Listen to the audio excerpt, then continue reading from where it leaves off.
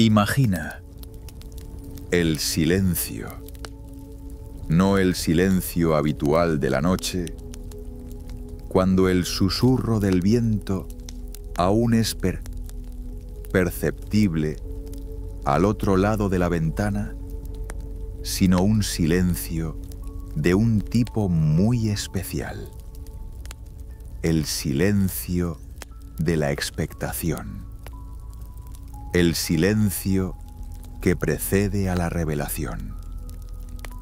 ¿Has estado alguna vez en la orilla del mar antes del amanecer, cuando las olas apenas tocan la arena, cuando el aire está saturado de humedad salada y parece que el mundo entero se ha congelado a la espera del primer rayo de sol? Fue en un silencio así, solo que mucho más profundo, mucho más lleno de significado, donde nació uno de los libros más misteriosos, más extraordinarios de la humanidad, el Apocalipsis. Saludos, mis queridos oyentes, y os invito a que escribáis en los comentarios de qué ciudad sois y qué hora es. Es interesante ver dónde os encontráis en este momento de nuestro viaje nocturno. Hoy vamos a adentrarnos donde no todo el mundo se atreve, en el corazón de un libro que algunos califican de aterrador, otros de majestuoso, otros de incomprensible. Pero antes de poner un pie en ese camino, dejemos a un lado por un momento todo lo que pueda haber oído sobre este libro. Olvídese de las películas de Hollywood con sus catástrofes ardientes. Olvídese de los titulares de las noticias llenos de pánico sobre el fin del mundo. Olvídese incluso de la palabra apocalipsis, tal y como se utiliza hoy en día, como sinónimo de catástrofe y horror. Porque la palabra significaba originalmente algo completamente distinto. Apocalipsis, en griego, apokalupsis, es una revelación, un levantamiento del velo. Es el momento en que se levanta el velo y se revela lo que ha estado oculto. Es una revelación. Imagine una isla, un pequeño pedazo de tierra en medio del inmenso mar Egeo, donde el azul del agua se funde con el azul del cielo, de tal manera que no se sabe dónde acaba uno y empieza el otro. Costas rocosas abrasadas por el sol, escasos olivos que se aferran al suelo rocoso con sus nudosas raíces y silencio. El mismo silencio del que hablábamos al principio. Esta es la isla de Patmos. Una isla pequeña, perdida, aparentemente olvidada por Dios y por los hombres. Pero fue aquí, en este mismo lugar, que el Imperio Romano eligió para el exilio de los no deseados, para el aislamiento de los que consideraba peligrosos o simplemente inconvenientes, donde ocurrió algo que cambió el curso de la historia y del pensamiento humanos. Aquí había un hombre llamado Juan, un anciano que había vivido una larga vida, que había visto mucho, demasiado, para el destino de un solo hombre. Era uno de los que habían caminado junto al Maestro, oído su voz, visto su rostro, tocado sus ropas. Fue testigo de acontecimientos que pusieron el mundo patas arriba, aunque en aquel momento el mundo aún no se diera cuenta. Y ahora, al final de sus años, se encontraba aquí, en esta isla azotada por el viento, rodeado de mar y cielo, piedra y sol. Los romanos pensaron que le estaban aislando, privándole de la oportunidad de hablar, de enseñar, de difundir lo que consideraban una doctrina peligrosa. Pero no se dieron cuenta de un hecho muy sencillo. El hombre puede separarse de los hombres, pero no puede separarse de Dios. Y entonces un día, o tal vez era de noche, no lo sabemos con seguridad, ocurrió algo que ocurrió. Juan oyó una voz tan fuerte como una trompeta, una voz que era imposible no oír, imposible ignorar. Y esa voz dijo: lo que veas, escríbelo en un libro. Lo que Juan vio en aquellos momentos que se prolongaron para él, tal vez durante horas, tal vez durante instantes, porque el tiempo fluye de manera diferente en tales estados. Lo examinaremos esta tarde. Pero antes debemos comprender algo importante, algo fundamental sobre la naturaleza de este texto. Cuando decimos revelación, nos referimos a la revelación de algo oculto. Pero, ¿qué es exactamente lo que se revela en este libro? La mayoría de la gente, si se le pregunta qué se describe en el Apocalipsis de Juan, diría catástrofes, cataclismos, los horrores del fin del mundo. Y en efecto, hay descripciones de terremotos y estrellas fugaces, hay imágenes de monstruos y destrucción. Pero he aquí lo sorprendente. Si se toma el texto del libro y se calcula cuánto espacio se dedica a las descripciones de catástrofes y desastres, resulta que es menos del 13% de todo el contenido. Menos del 13%. ¿Y el resto? El resto es otra cosa. El resto es una descripción de Dios. Dios Padre en su majestad, Cristo en su gloria, los ángeles en su ministerio. Es un relato de sus esfuerzos conjuntos, si es que podemos decir eso de lo divino, por la salvación. No es un libro de destrucción, sino de salvación. No trata del fin, sino de un nuevo comienzo. Y en el centro mismo de este libro, como eje en torno al cual gira toda la narración, se encuentra una imagen, un símbolo, un nombre que se repite una y otra vez, 28 veces. El Cordero, Cordero. Qué palabra tan extraña, ¿verdad? Para describir al que es el centro del drama universal. Estamos acostumbrados a imágenes de poder, fuerza y autoridad. Esperamos ver a un rey en un trono, a un guerrero con una espada, a un juez con una balanza. Pero, en cambio, es el Cordero, una criatura pequeña e indefensa, símbolo de sacrificio y mansedumbre. Y al mismo tiempo, paradoja. Este Cordero tiene todo el poder y la gloria. Solo Él es capaz de abrir el libro sellado. Quindi, que nadie más en todo el universo puede abrir.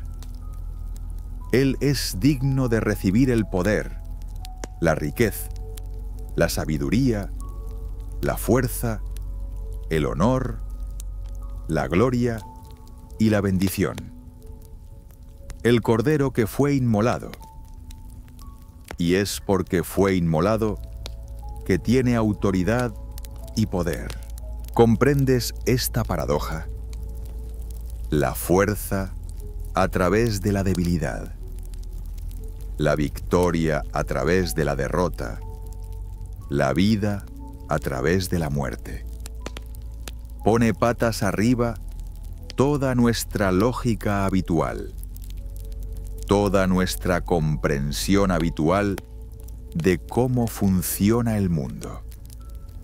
Vivimos en un mundo donde el poder significa la capacidad de aplastar, derrotar, destruir al enemigo, donde el poder es la capacidad de hacer que los demás hagan lo que uno quiere, donde la gloria es para el que está en la cima, pisoteando los pies de los perdedores.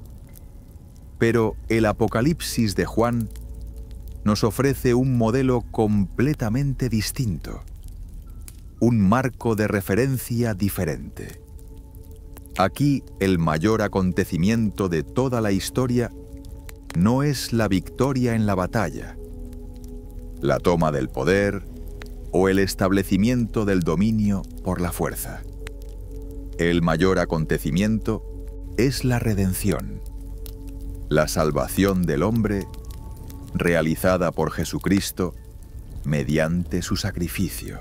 Y esta expiación, este sacrificio del Cordero, es realmente el acontecimiento principal del Apocalipsis. No las catástrofes, no los juicios, no la destrucción.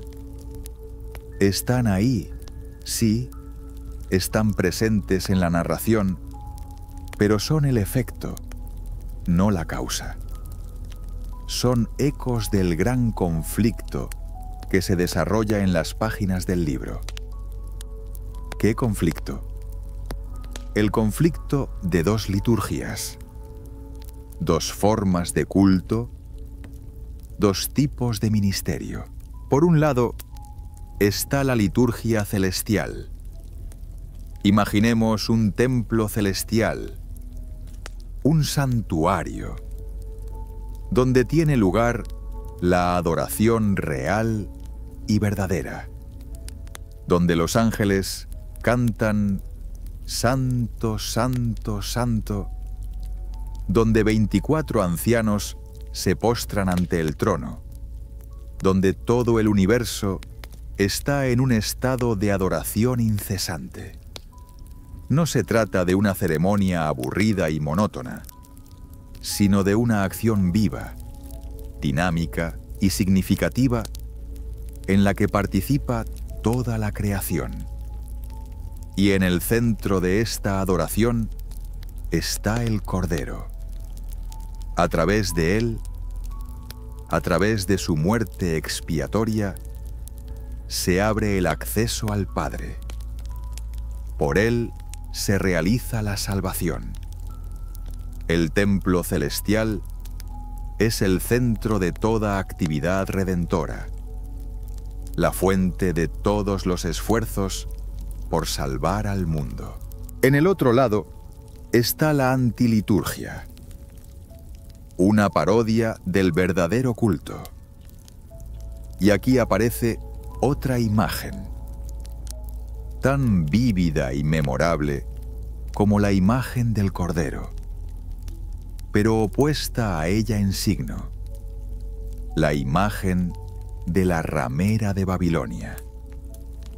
Babilonia no es solo una ciudad, no es solo un lugar geográfico. Es un símbolo, una metáfora, una imagen de un determinado tipo de religiosidad, de una determinada manera de organizar el mundo. Es un sistema religioso que representa una distorsión, una perversión de lo que Dios ha establecido.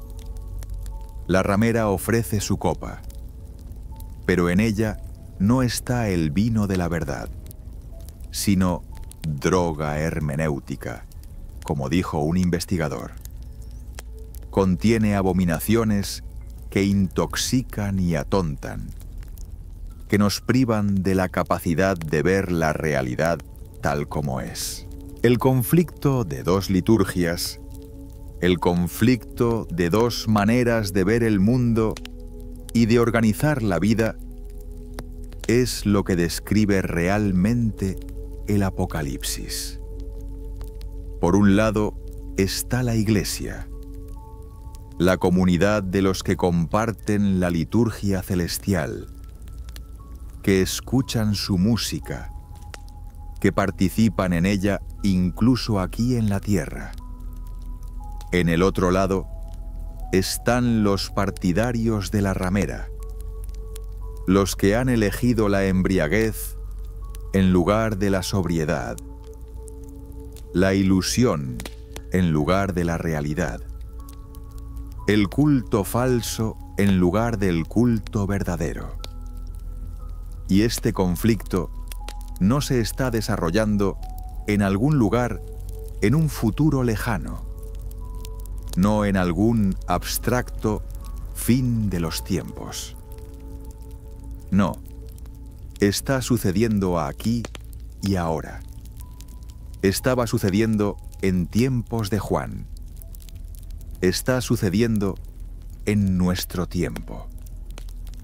Porque el tiempo en el Apocalipsis no está organizado de la forma en que estamos acostumbrados a pensar en el tiempo. Estamos acostumbrados a un tiempo lineal, en el que el pasado está detrás de nosotros, el futuro está delante, y nosotros estamos en un punto llamado el presente, y ese punto avanza inexorablemente como la aguja de un reloj.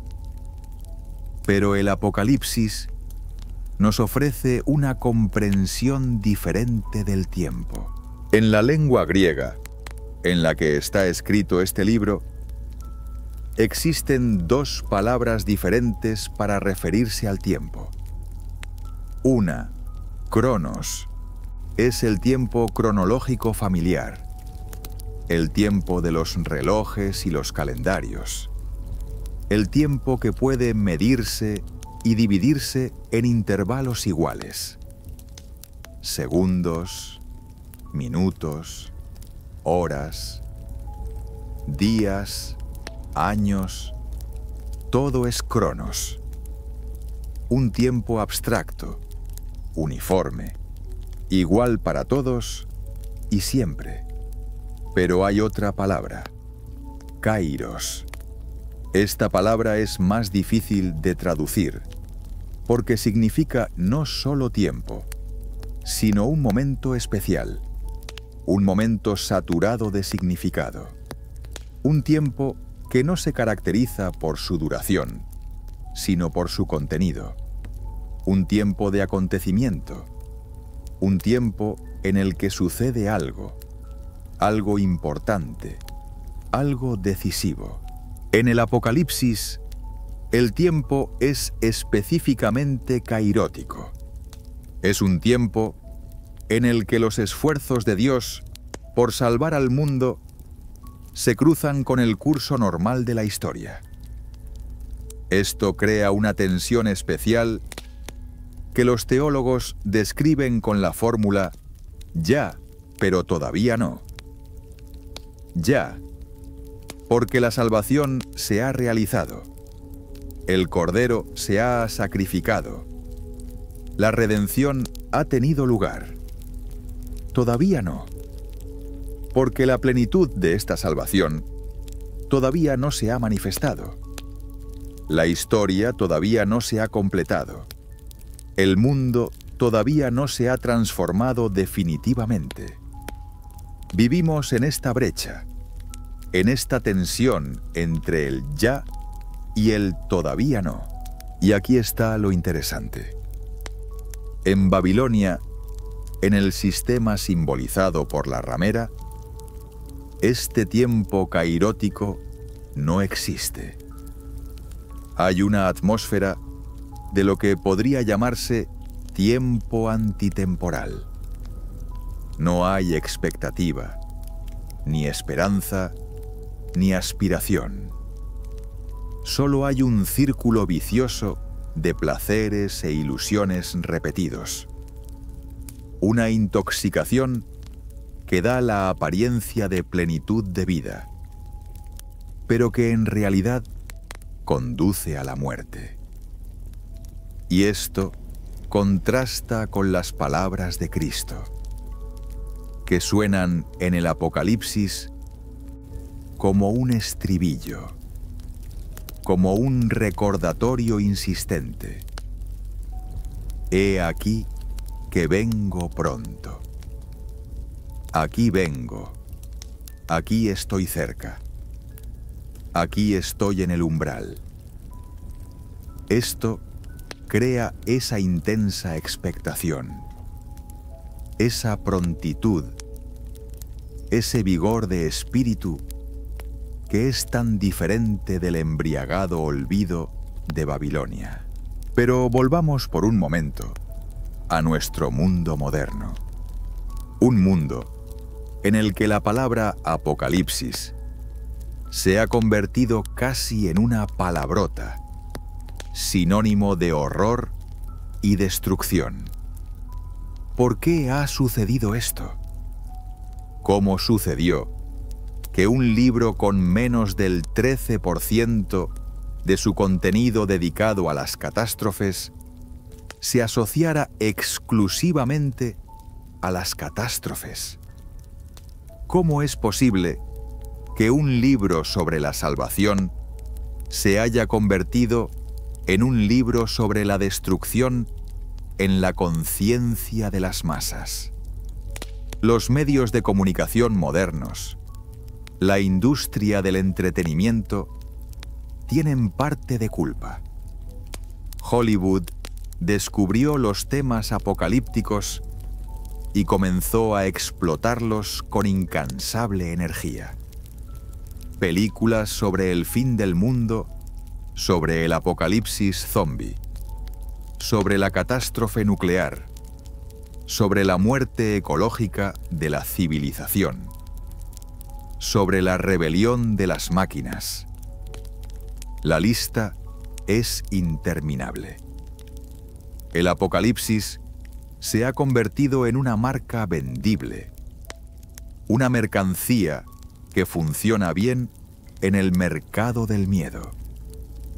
A la gente le gusta hacer cosquillas a sus nervios, contemplar el posible fin del mundo desde la segura distancia de la pantalla.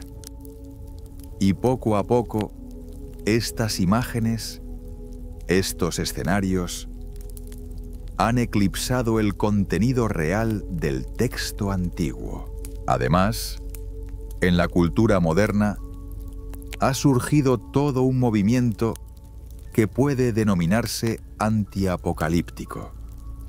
Algunos pensadores llaman a rechazar la idea de un final catastrófico, por considerarla dañina y destructiva. Dicen, es necesario creer en el progreso, en el desarrollo progresivo de la humanidad, y todas esas profecías sobre el fin del mundo no son más que presiones religiosas, un intento de intimidar a la gente y mantenerla sometida. Otros critican la propia obsesión de la cultura con la idea del fin de todo y hablan de la necesidad de ir más allá de la comprensión lineal del tiempo, que conduce inevitablemente a la idea de finalidad. Otros secularizan la imaginería apocalíptica, retirando a Dios el protagonismo y convirtiendo la escatología en un conjunto de entretenidas tramas de superproducción. Y hay algo de verdad en esta crítica. De hecho, el apocalipsis radical, la obsesión con la idea del fin inminente, puede ser peligroso. La historia de los siglos XX y XXI está llena de ejemplos de cómo las creencias apocalípticas han conducido a la violencia y el terrorismo. Diversos movimientos radicales, desde sectas religiosas hasta organizaciones terroristas, se han alimentado de la idea de que están librando una batalla final entre el bien y el mal, de que están llamados a acelerar el fin.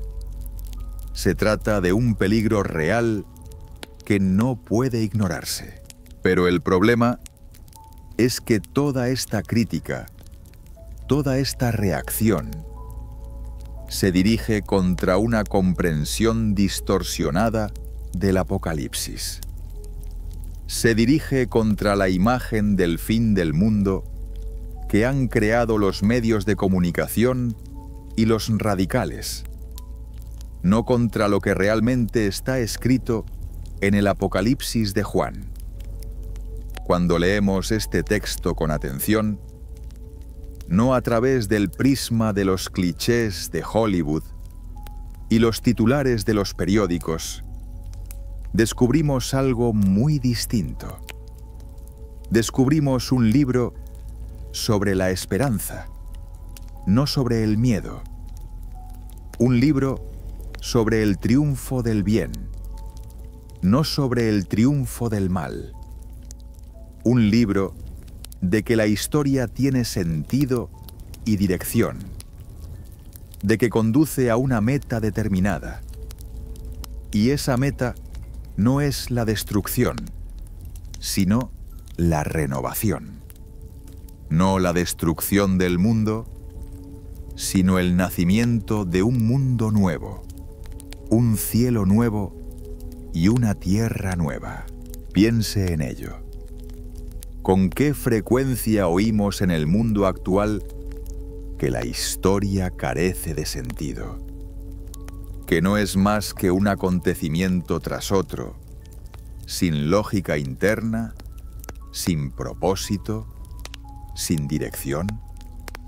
Que somos el resultado aleatorio de procesos evolutivos ciegos, seres diminutos en un pequeño planeta en medio de un universo indiferente, y que nuestras vidas, nuestros sufrimientos, nuestras esperanzas no tienen ningún significado cósmico. Es una visión del mundo que engendra una determinada actitud ante la vida, cínica, desesperanzada, carente de sentido profundo. Si todo es aleatorio, si todo carece de sentido, ¿por qué no vivir solo para hoy, solo para tu propio placer? ¿Por qué no embriagarse con la mismísima copa de Babilonia que te permite olvidarte de este vacío, al menos por un tiempo? El Apocalipsis de Juan ofrece la visión exactamente opuesta de la realidad. Dice, no, la historia no carece de sentido. Tiene un autor, tiene una trama, tiene un desenlace. No eres un accidente, no eres una mota de polvo sin sentido en un cosmos indiferente. Eres una parte del gran drama, un participante de la grandiosa narrativa que el Creador comenzó y que Él llevará a término. Y esta culminación no será la aniquilación, sino la transformación, no el final, sino un nuevo comienzo. La muerte será vencida. Las lágrimas serán enjugadas. El dolor desaparecerá para siempre. Y reinará aquello para lo que fuimos creados, aquello por lo que luchamos con todo nuestro ser, aunque no siempre seamos conscientes de ello. La plenitud de la vida en presencia de aquel que es la vida misma. Ahora imagine que tiene en sus manos este libro, el Apocalipsis de Juan. Tal vez sea una edición antigua con páginas amarillentas que huelen a tiempo y tinta, o tal vez sea un libro moderno con letras nítidas sobre papel blanco. No importa. Lo que importa es lo que ocurre cuando empiezas a leer. Abres la primera página y ante ti se despliega ¿qué? ¿Una narración coherente? ¿Una secuencia lógica de acontecimientos? No. En su lugar te enfrentas a algo parecido a un caleidoscopio, una serie de visiones que cambian, se entrelazan, vuelven, se reflejan unas a otras como espejos en un laberinto de espejos. A la visión del trono celestial siguen los mensajes tal a las 7 iglesias. Luego aparece un libro sellado con 7 sellos, que solo el Cordero puede abrir. Los sellos se rompen uno a uno, y con cada sello se despliegan nuevas imágenes. Jinetes en caballos de diferentes colores, almas de mártires bajo el altar, cataclismos cósmicos. Pero entonces, justo cuando uno cree haber descifrado la secuencia, la narración parece retroceder o desplazarse lateralmente. Aparecen las trompetas, 7 trompetas que anuncian una nueva serie de juicios. Luego, las copas, 7 de nuevo. Y entre medias hay visiones del dragón, la bestia, la mujer vestida del sol, la caída de Babilonia, la llegada del jinete del caballo blanco, el reino milenario, el cielo nuevo y la tierra nueva. Muchos lectores se sienten confusos cuando se encuentran por primera vez con este libro. Sienten que el texto es caótico, que no hay una estructura clara, que la misma cosa se describe varias veces desde distintos ángulos. Y tienen razón, y se equivocan al mismo tiempo. Porque, en efecto, el Apocalipsis de Juan no está organizado como un libro corriente, ni como una narración lineal de principio a fin. Pero eso no significa que no tenga una estructura, solo que la estructura es diferente, más compleja, más multidimensional. Un pensador y escritor italiano, Umberto Eco, introdujo el concepto de obra abierta en los estudios literarios. Se trata de una obra que deja intencionadamente espacio para múltiples interpretaciones, que no impone una única forma de lectura, sino que invita al lector a la cocreación, a la búsqueda activa de sentido. Y así, algunos estudiosos han propuesto aplicar este concepto al Apocalipsis de Juan. El libro es como un laberinto. No el tipo de laberinto en el que hay un único camino correcto desde la entrada hasta la salida, sino uno en el que hay muchos caminos, todos ellos correctos en algún sentido, todos los cuales conducen al centro, pero por rutas diferentes. A lo largo de los siglos de estudio de este libro, se han producido muchas de variaciones en su estructura. Algunos eruditos lo han visto como una secuencia lineal, con acontecimientos que se desarrollan uno tras otro, desde la primera venida de Cristo hasta la segunda.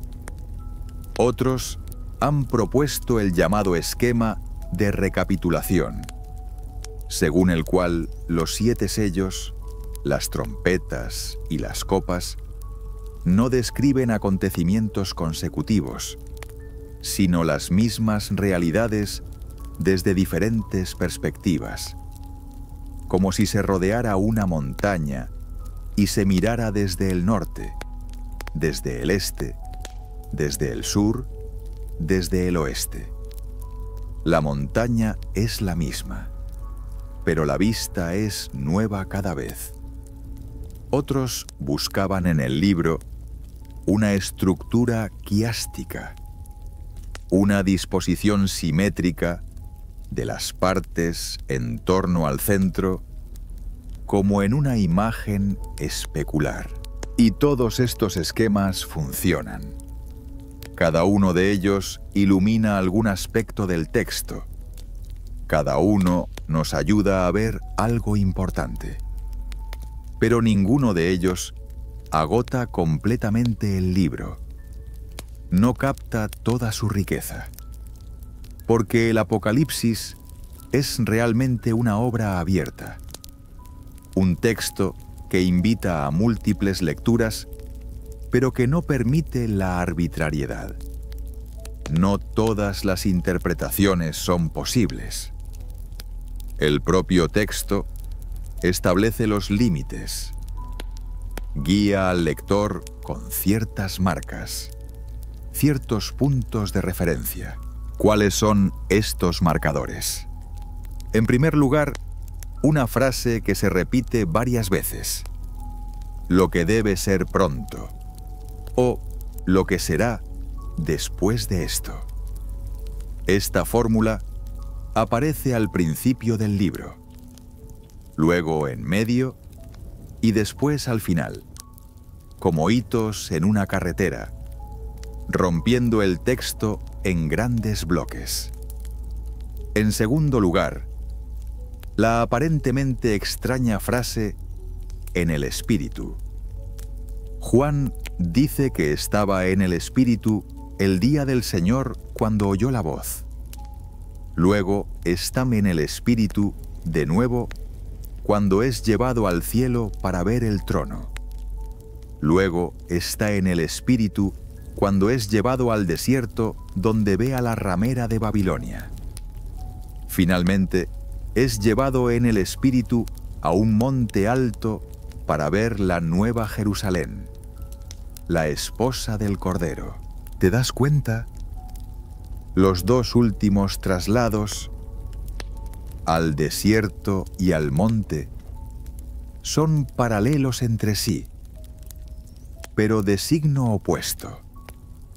Babilonia y la nueva Jerusalén, la ramera y la novia, el desierto de la esterilidad y el monte de la exaltación. Son como los dos polos entre los que se desarrolla la tensión espiritual de todo el libro. Y este marcador, en el espíritu, nos señala estos momentos clave de revelación, cuando Juan pasa a un estado diferente de percepción, cuando se le revela lo que está oculto a la vista ordinaria. El tercer marcador importante es, por supuesto, el 7. El número 7 impregna literalmente todo el libro. 7 iglesias, 7 sellos, 7 trompetas, 7 copas, 7 espíritus ante el trono, 7 candeleros, 7 estrellas. El 7 es el número de la plenitud, de lo completo en el simbolismo bíblico. No es un número al azar, es un número que señala el orden divino, la perfección del plan. Y estas 7 estrellas crean un cierto ritmo de la narración, como compases musicales que se repiten con variaciones. Detengámonos en estos 7 sietes con más detalle, porque es a través de ellos que se desarrollan lo que comúnmente se denominan acontecimientos apocalípticos, los juicios de Dios sobre un mundo que ha rechazado a su Creador. 7 sellos, 7 trompetas, 7 copas. 3 series consecutivas que aumentan en intensidad, en destructividad, acercándose al final de la historia terrestre. Imagínate, el Cordero, en pie como si hubiera sido inmolado, toma el libro de la mano derecha del que está sentado en el trono.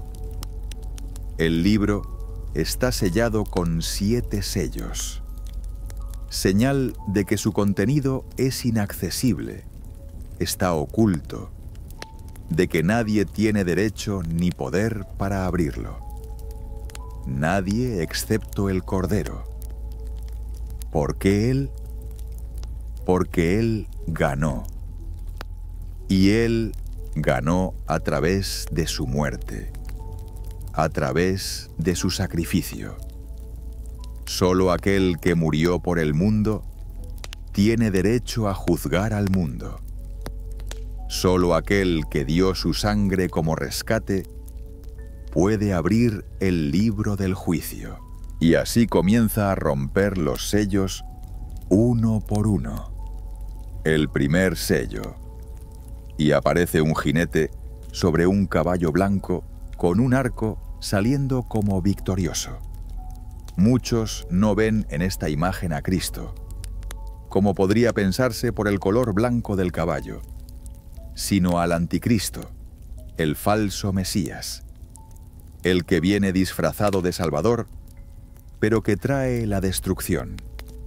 El segundo sello es el jinete del caballo rojo que se da a tomar el mundo de la tierra para que los hombres se maten unos a otros. Guerras, grandes y devastadoras guerras. El tercer sello es un jinete sobre un caballo cuervo con una balanza en la mano. Su voz proclamando los precios del pan y la cebada. Hambre. Falta de lo más básico para vivir. El cuarto sello es un jinete sobre un caballo pálido. Su nombre es Muerte, y el infierno le sigue. Epidemias, peste, muerte masiva. Los 4 jinetes del Apocalipsis. Estas imágenes han quedado tan arraigadas en la memoria cultural de la humanidad que incluso quienes nunca han leído el Apocalipsis las conocen. Han llegado a simbolizar la guerra el hambre, la enfermedad, la muerte, todas las calamidades que han perseguido a la humanidad a lo largo de la historia. Pero fíjate, estos jinetes no salen solos. Salen cuando el Cordero rompe los sellos. Así que incluso estos terrores están bajo control, bajo la autoridad de aquel que sostiene el libro. No son caóticos, no son aleatorios. Son parte del diseño, parte del proceso que el mundo está atravesando. El quinto sello. Y aquí hay un cambio de perspectiva. Ya no vemos a los jinetes en la tierra, sino las almas de los muertos bajo el altar en el cielo. Mártires, aquellos que sufrieron por la palabra de Dios y por su testimonio. Gritan: ¿hasta cuándo, Señor, no juzgarás y vengarás nuestra sangre en los que habitan la tierra? Y se les da una vestidura blanca, y se les dice que callen un poco más, hasta que se cumpla el número de sus colaboradores y hermanos, que también han de ser muertos. El tema aquí es el mismo del que hablamos al principio.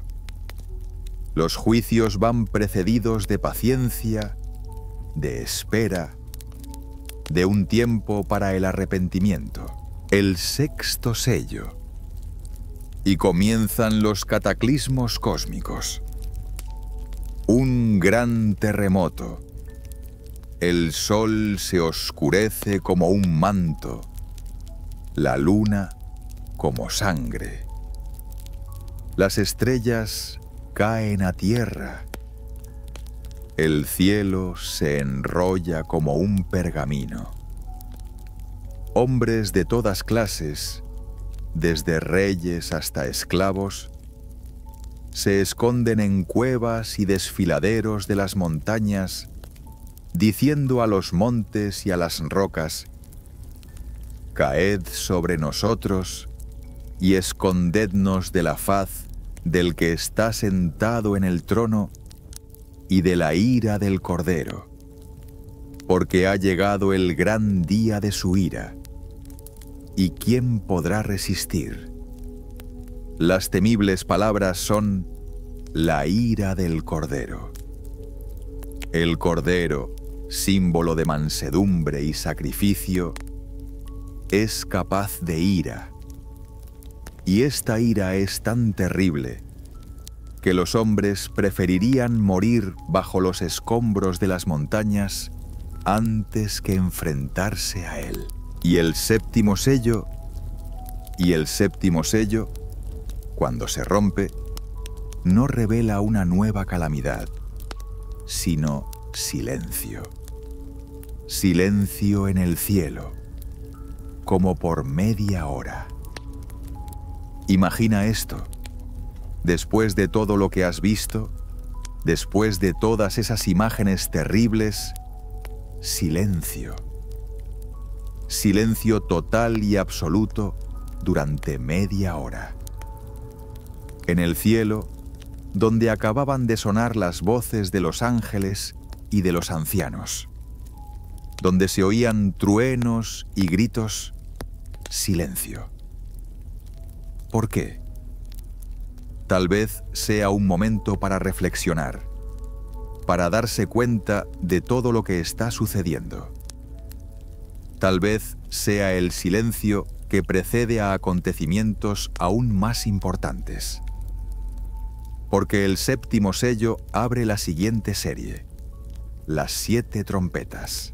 Los 7 ángeles que están ante Dios reciben 7 trompetas. Y mientras comienzan a tocar las trompetas, más juicios caen sobre la tierra. La primera trompeta y granizo y fuego, mezclado con sangre, caen sobre mí la tierra, quemando 1/3 de los árboles y toda la hierba verde. La segunda trompeta, algo como una gran montaña ardiendo con fuego, cae en el mar. 1/3 del mar se convierte en sangre. 1/3 de las criaturas marinas mueren. 1/3 de los barcos perecen. La tercera trompeta. Cae una gran estrella, ardiendo como una lámpara. Cae sobre los ríos y manantiales de aguas. Y el nombre de esta estrella es Ajenjo. Y las aguas se vuelven amargas, y muchas personas mueren a causa de estas aguas. La cuarta trompeta. 1/3 del sol, 1/3 de la luna y 1/3 de las estrellas fueron golpeados. De modo que 1/3 de ellos se oscureció, y el día perdió 1/3 de su luz, y la noche también. Fíjate en este estribillo constante: 1/3. No se destruye todo, sino 1/3. Los juicios son limitados, no son totales. Sigue siendo un tiempo de advertencia, un tiempo en el que existe la oportunidad de recapacitar, de arrepentirse, de cambiar de camino. Pero la gente, como nos informa el texto, no se arrepiente. Siguen adorando ídolos, siguen haciendo el mal como si no pasara nada. La quinta trompeta revela algo aún más espantoso. Las langostas salen del abismo.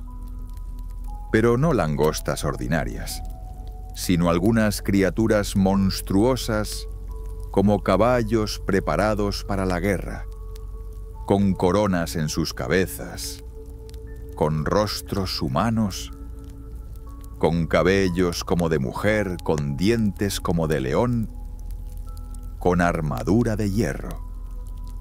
Y les será dado atormentar a los hombres 5 meses, pero no matar.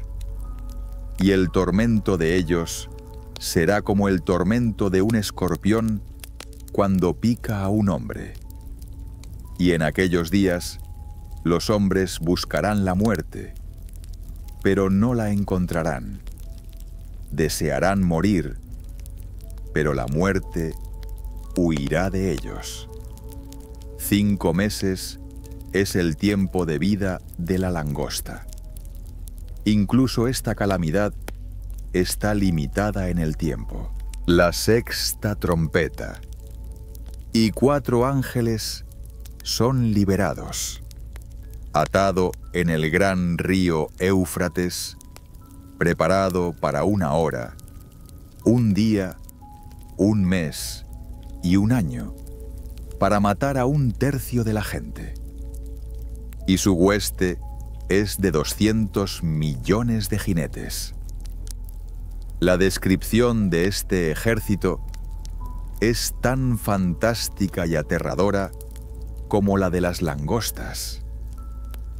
Y de estas 3 plagas, fuego, humo y azufre, muere 1/3 del pueblo. Pero incluso después de eso, dice el texto, el resto del pueblo no se arrepintió de las obras de sus manos. Asombrosa persistencia en el mal, asombrosa ceguera.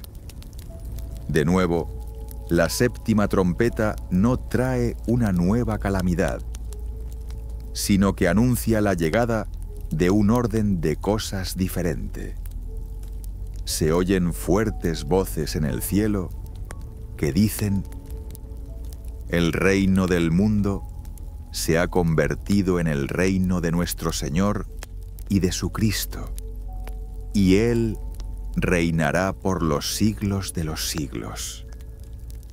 Los 24 ancianos se postran sobre sus rostros y adoran a Dios.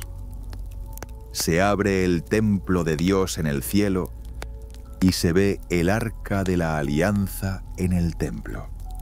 Relámpagos, voces, truenos, terremoto, gran granizo. Entre las 7 trompetas y las 7 copas siguientes se desarrollan los capítulos centrales del Apocalipsis: el 11º, el 12º y el 13º. Algunos estudiosos lo consideran el corazón del libro, su centro semántico.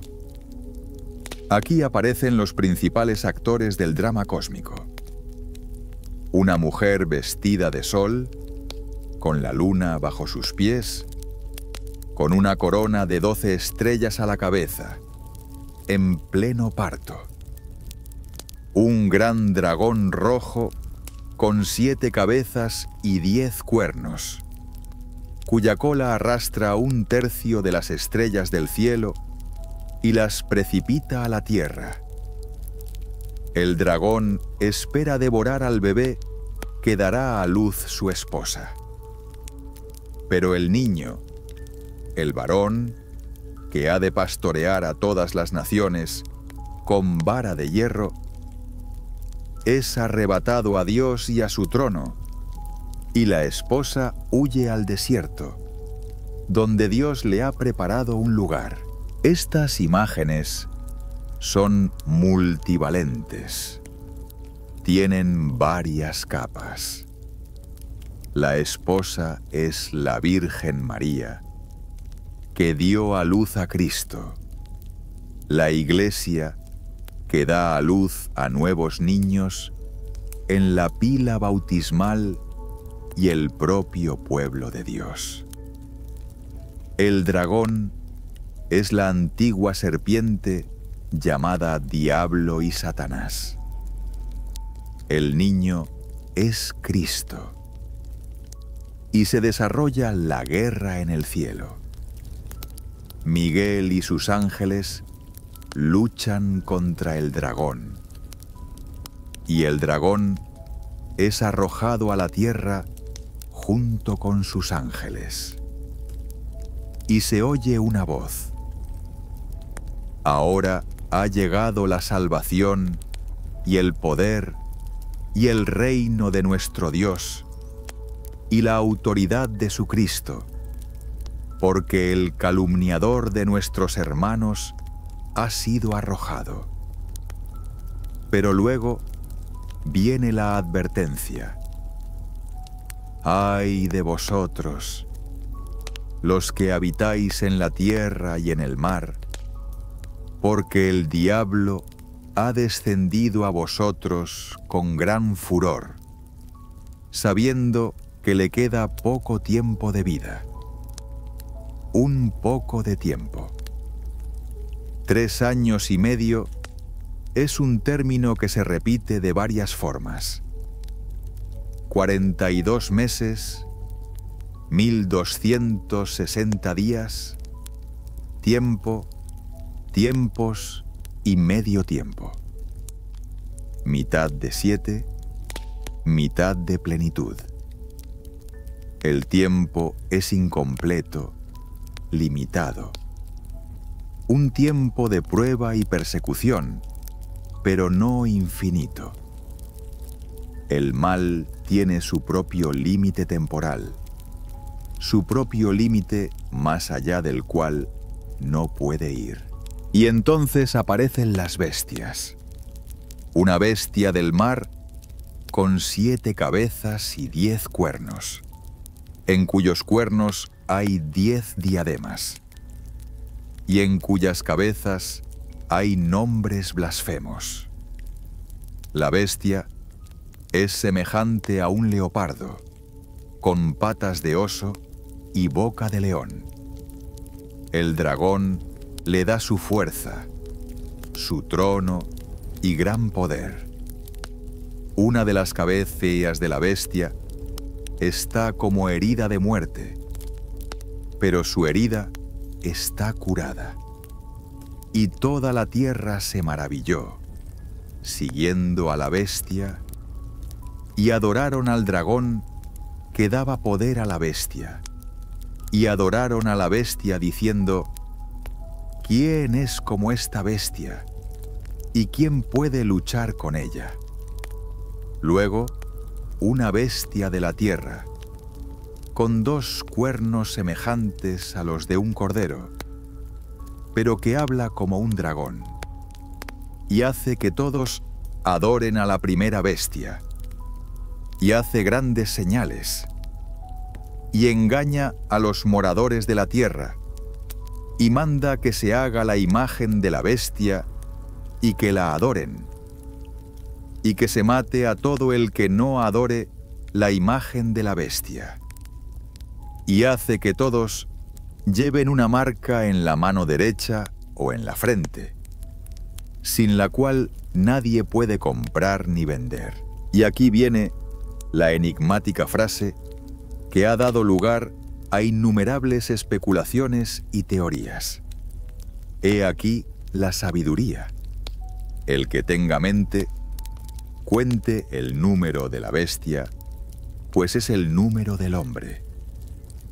Su número es 666. 666.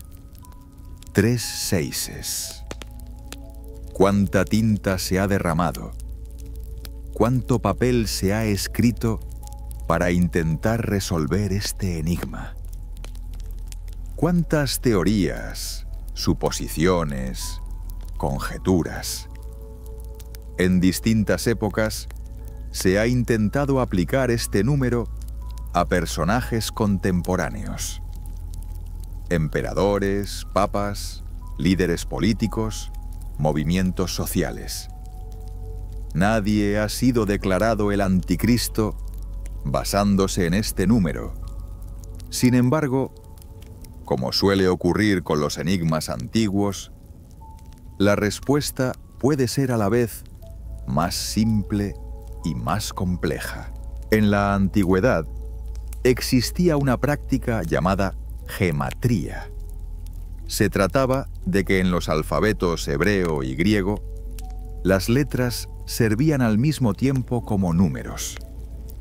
Cada letra tenía un valor numérico y, por tanto, cada palabra, cada nombre, podía convertirse en un número sumando los valores de todas sus letras. No se trataba de una ciencia secreta, sino de una práctica común conocida por todas las personas alfabetizadas de la época. Y así, la mayoría de los investigadores modernos están de acuerdo en que si se escribe en letras hebreas, la combinación de palabras César Nero y se cuenta el valor numérico, se obtiene exactamente 666. Nerón, emperador romano que gobernó en los años 60 del siglo I, famoso por sus crueldades y en particular por la primera persecución a gran escala de los cristianos. Según la leyenda, bajo su mandato fueron ejecutados los apóstoles Pedro y Pablo. Fue él quien convirtió a los cristianos en chivos expiatorios tras el gran incendio de Roma, acusándolos de pirómanos y sometiéndolos a elaboradas torturas y ejecuciones. Era odiado y temido, y cuando se suicidó en el 68, corrió el rumor por todo el imperio de que no estaba muerto, que se escondía en algún lugar de Oriente y que volvería al frente de un ejército parto para vengarse. Nero redivivus, el Nerón resucitado. Este mito fue tan tenaz que perduró durante décadas. Pero cuando Juan escribe su Apocalipsis,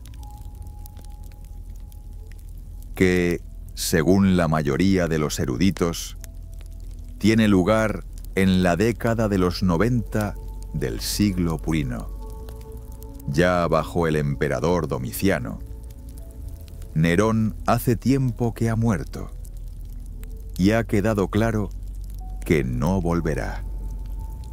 ¿Significa esto que el número se refiere al Nerón histórico? No. Se refiere al anticristo venidero, aquel que encarnará todos los rasgos de Nerón, que será como Nerón volviendo de entre los muertos. Nerón se convierte en el prototipo, la imagen de ese último perseguidor y luchador contra Dios que aparecerá al final de los tiempos.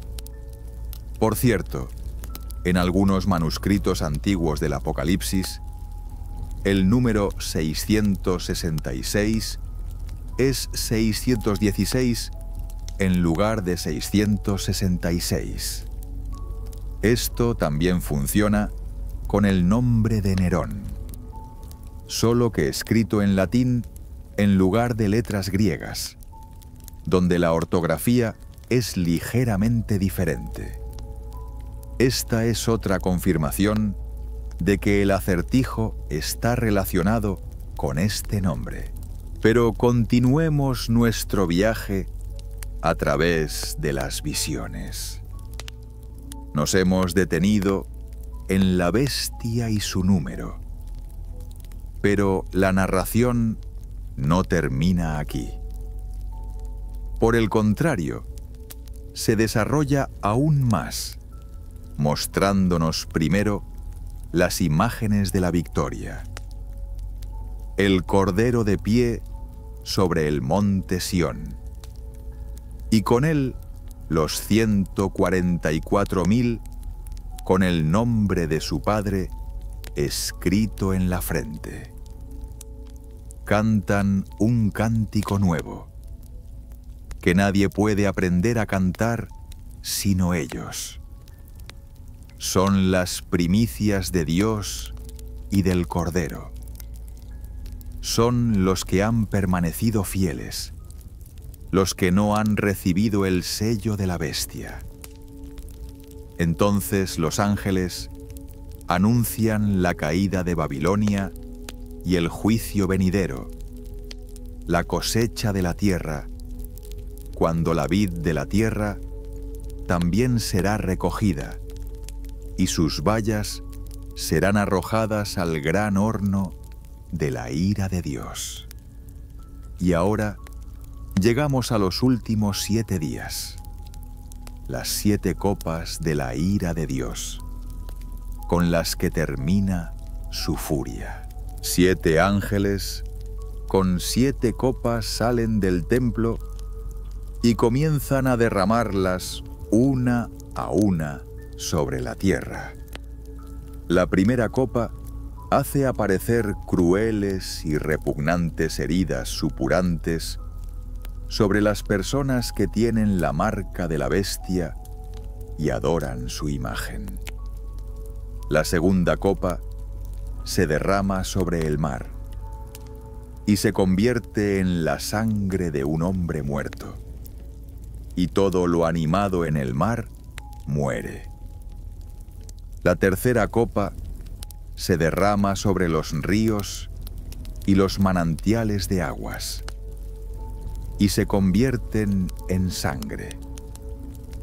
Y se oye la voz del ángel de las aguas que dice: Justo eres tú, Señor, porque así has juzgado. Han derramado la sangre de los santos y de los profetas, y tú les has dado a beber sangre. Son dignos. ¿Te das cuenta de este tema? Los juicios de Dios no son arbitrarios, son justos. corresponden a las ofensas. Los que derraman sangre, reciben sangre.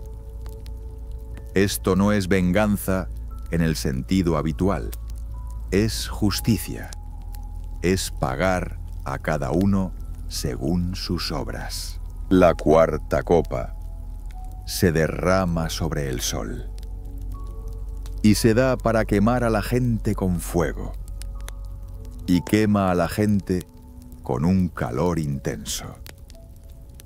Pero, ¿qué sucede? Ellos blasfeman el nombre de Dios que tiene poder sobre estas plagas, pero no se arrepienten para darle gloria. Asombroso, ¿verdad?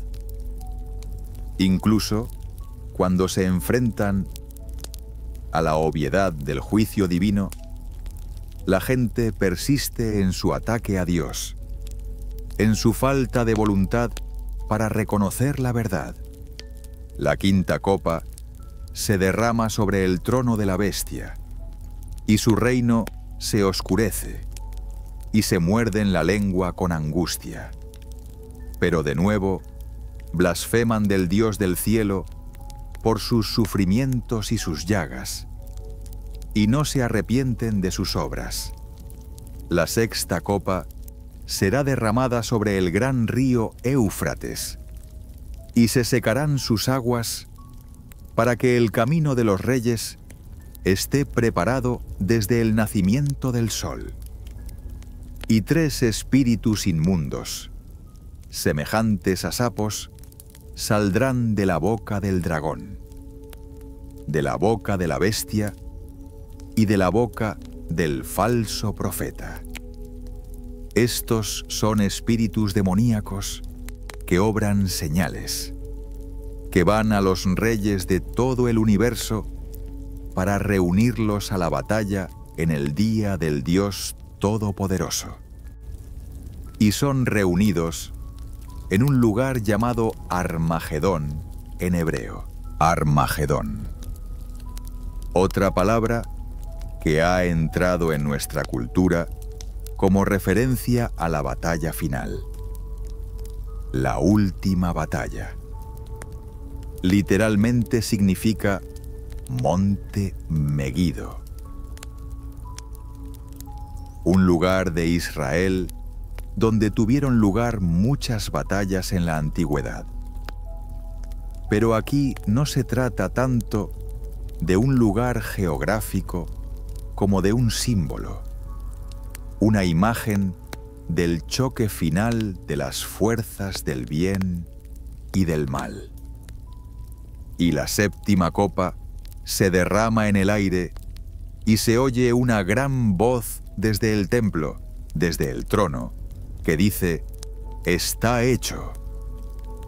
Relámpagos, voces, truenos, un gran terremoto como ningún terremoto desde que los hombres han estado en la tierra. La gran ciudad se rompe en 3 partes, y las ciudades de los gentiles caen.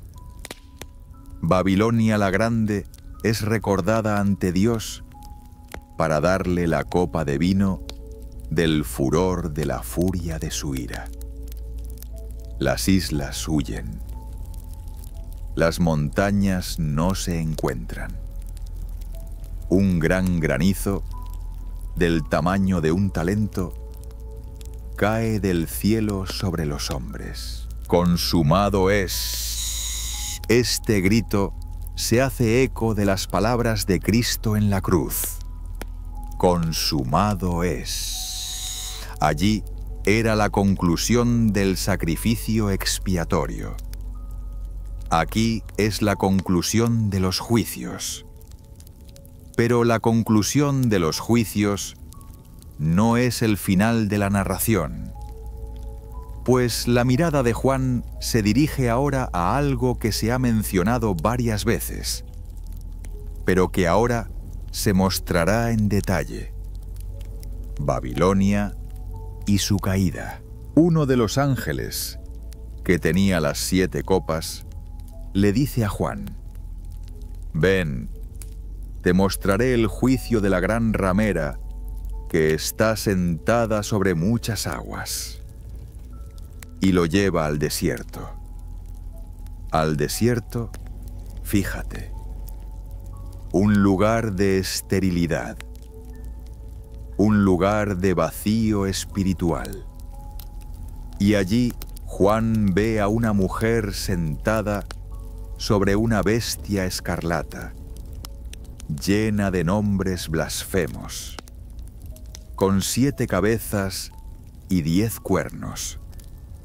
La mujer está vestida de pórfido y púrpura, adornada con oro, piedras preciosas y perlas.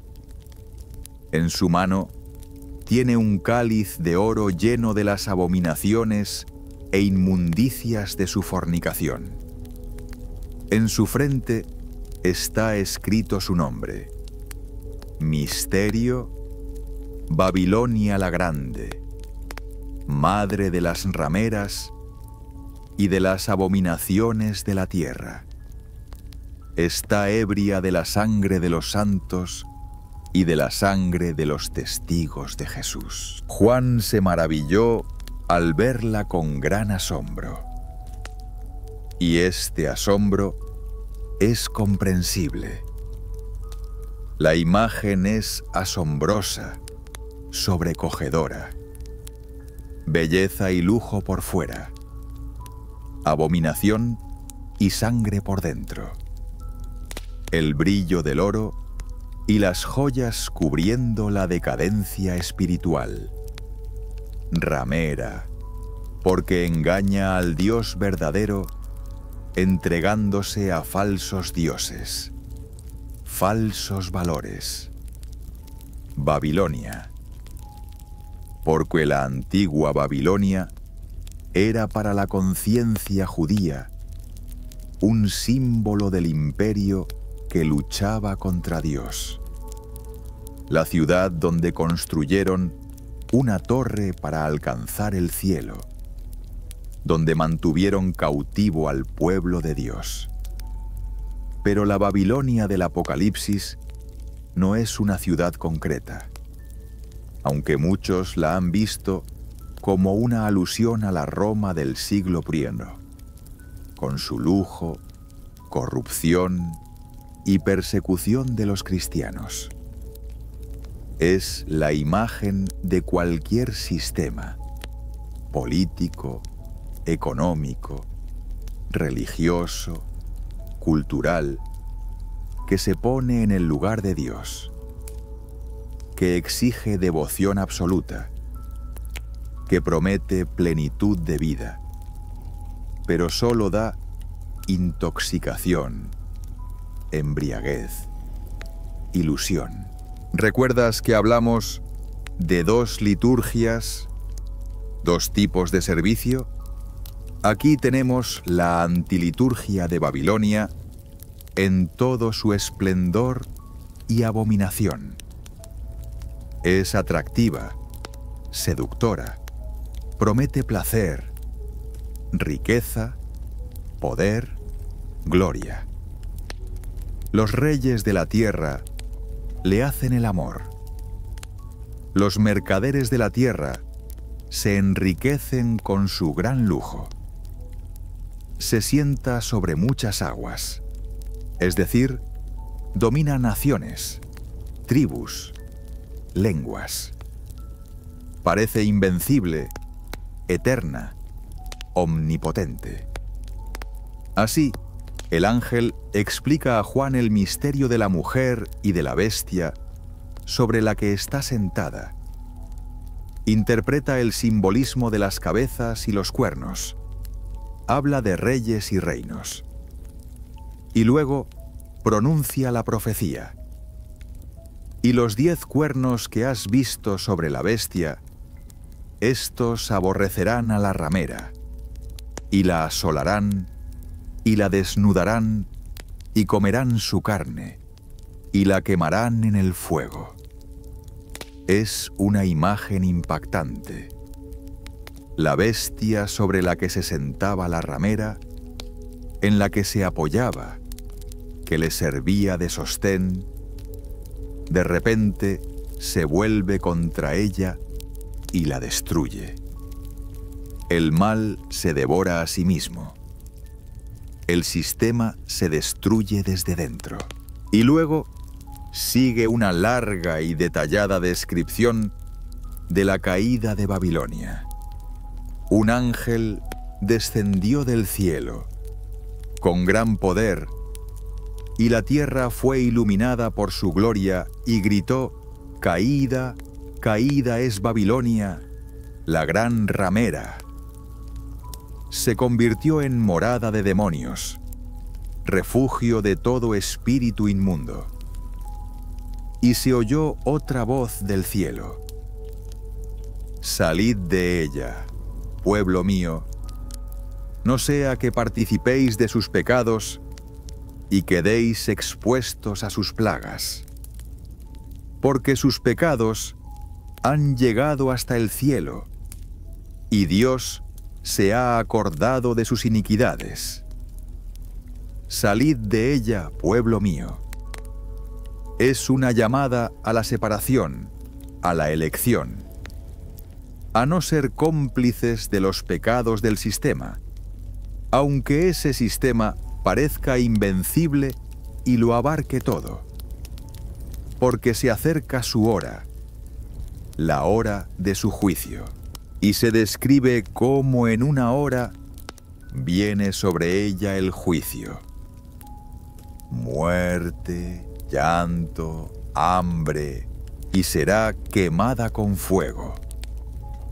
Los reyes de la tierra, que se habían enamorado de ella, llorando y lamentándose por ella, viendo el humo de su incendio, se pararon lejos por miedo a su tormento y dijeron: «Ay, ay de ti, gran ciudad de Babilonia, ciudad fuerte, porque en una hora ha llegado tu juicio». Y los mercaderes de la tierra lloran y se lamentan por ella, porque ya nadie compra sus mercancías. Y los armadores y todos los que navegan en barcos lloran al ver el humo de su incendio y exclaman: «¡Qué ciudad tan grande!». ¿Oyes estos gritos, estas lamentaciones? No son lamentos por vidas perdidas, son lamentos por ganancias perdidas, por un sistema económico quebrado.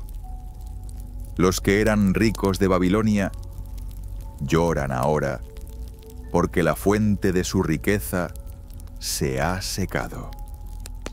Su dolor no es por los pecados, por la sangre derramada, por las almas perdidas. Su dolor es por los bienes que no hay nadie más para comprar. Oro y plata, piedras preciosas y perlas, lino y pórfido, seda y púrpura, especias y vasos de marfil, cobre, hierro y mármol, canela e incienso, mirra e incienso, vino y aceite, harina y trigo, ganado y ovejas, y los cuerpos y las almas de los hombres. Aquí está la culminación de la lista: los cuerpos y las almas de los hombres. En el sistema babilónico, los seres humanos son tan mercancías como el trigo y el ganado. Y hay alegría en el cielo en este momento. Alégrate por esto, cielo y santos apóstoles y profetas, porque Dios ha ejecutado tu sentencia sobre él. Y un ángel fuerte tomó una piedra como una gran piedra de molino y la arrojó al mar, diciendo: Con tal empeño será derribada Babilonia, la gran ciudad, y no será más. Y después, una alabanza triunfal en el cielo. Una multitud de gente regocijándose. Aleluya.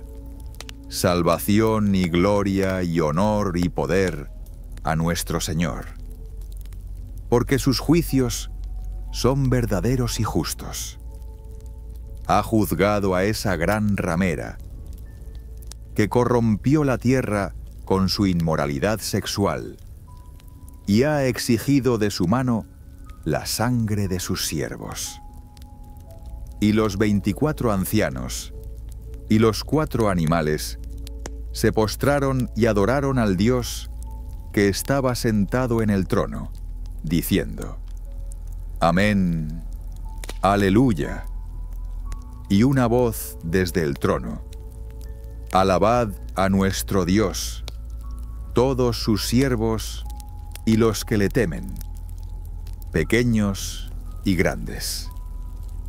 Y la voz de la multitud del pueblo, como el estruendo de muchas aguas, y como la voz de un poderoso trueno que decía: Aleluya, porque el Señor Dios Todopoderoso ha reinado. Gocémonos y alegrémonos y démosle gloria, porque han llegado las bodas del Cordero, y su esposa se ha preparado. Las bodas del Cordero. ¡Qué contraste con la imagen de la ramera! Allí es ilícito, adulterio, profanación. Aquí, matrimonio legal, fidelidad, pureza. ¿Y la esposa del Cordero, quién es? La Iglesia, la comunidad de los fieles, los que permanecieron fieles a Él, los que no aceptaron el sello de la bestia, los que salieron de Babilonia, y le fue dado vestirse de lino fino, puro y resplandeciente. Y este lino es la justicia de los santos. Imagina esta imagen. Después de todos los horrores, después de todos los juicios y cataclismos, después de la caída de Babilonia y su humo elevándose hacia el cielo, la alegría de las bodas, la fiesta de la unidad, el triunfo del amor. El ángel le dice a Juan: escribe: bienaventurados los que son llamados a la cena de las bodas del Cordero. Juan quiso adorar al ángel. Estaba tan asombrado, pero el ángel le detuvo. Mira, no hagas esto. Soy consiervo tuyo y hermano tuyo. Adora a Dios. Y luego sigue la descripción de la venida del jinete sobre el caballo blanco, el fiel y verdadero, que juzga y guerrea con justicia. Sus ojos son como una llama de fuego. En su cabeza hay muchas diademas, y su nombre está escrito, que nadie conoce excepto él mismo. Sus vestiduras están manchadas de sangre. Su nombre es la palabra de Dios. Le siguen los ejércitos del cielo sobre caballos blancos. De su boca sale una espada afilada para herir a las naciones, y con vara de hierro las pastoreará. Su nombre está escrito en su manto y en su muslo: Rey de reyes y Señor de señores. ya no es un cordero manso y sacrificado, aunque Él sigue siendo el mismo. Es el Cordero en su gloria, en su poder, en su majestad. Esta es la segunda venida de la que se ha hablado desde el principio del libro. He aquí que viene con las nubes, y todo ojo le verá. Y ahora viene, no para sacrificarse, sino para juzgar y reinar. Y aquí está la batalla de Armagedón, mencionada anteriormente. La bestia y los reyes de la tierra se reúnen para luchar contra el jinete y su hueste. Es una locura, ¿verdad? Luchar contra Dios, el creador del universo. Pero esto es lo último, la máxima expresión de orgullo, de golpear a Dios, de querer ponerse en el lugar de Dios. Y por supuesto, el resultado es seguro. La bestia es capturada, y con ella el falso profeta, y ambos son arrojados vivos al lago de fuego, ardiendo en gris.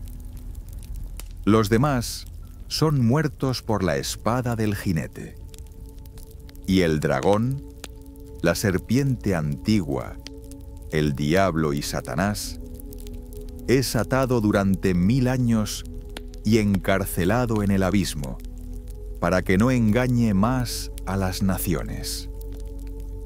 Y llega el reino milenario, cuando los mártires y los fieles resucitan y reinan con Cristo durante 1000 años. 1000 años. La interpretación de este periodo ha generado mucho debate entre los cristianos. Algunos lo entienden literalmente como 1000 años reales de paz y prosperidad en la tierra. Otros ven en él una designación simbólica de toda la era de la Iglesia, desde la primera venida de Cristo hasta la segunda. Otros lo interpretan como el estado interior de las almas de los santos, que ya disfrutan del descanso en la presencia de Dios.